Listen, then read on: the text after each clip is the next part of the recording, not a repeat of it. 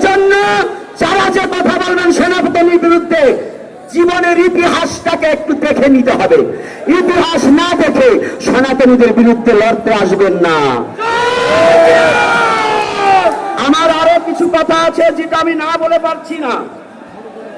8ই November 2024 শুক্রবার এখানে শাহী জামে মসজিদে হেফাজত ইসলাম নামে একটি ব্যানার করে সনাতনীদের হত্যার হুমকি এবং ইস্কন একটা একটা ইস্কন ধরে ধরে জবাই কর বলা হয়েছে।